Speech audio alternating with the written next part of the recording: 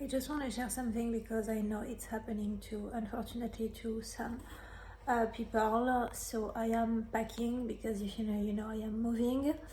I don't know when. I might know when.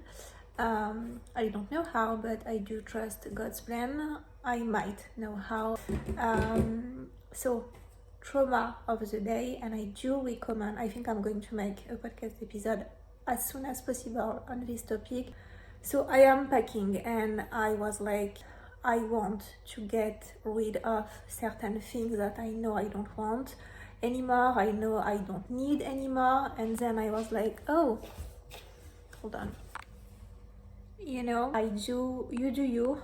And obviously it's not the same for everyone, but I was like, yeah, it's the things that I don't want to keep anymore because it feels like you are holding on to, like it's a reminder. I am like, oh, I used to be a mom, I used to have a son, you know what I'm saying? And I just don't want to deal with this reminder. So either I'm going to sell those or I am going to give them to charity. And obviously it's not like the same for everyone, and obviously when it's very fresh you want to keep them. But maybe I am talking to the future you if it happened to you, and there is a lot of ways of losing a child and grieving, obviously. But yeah, I don't want to keep those anymore.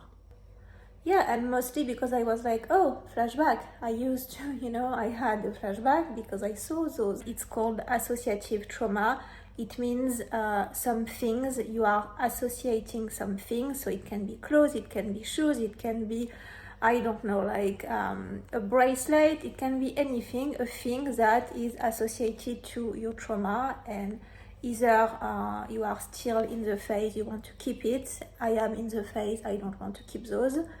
And yeah, I just wanted to share this in case the future you is, going to remind this video. It's okay to give them to charity or to sell them. It's okay.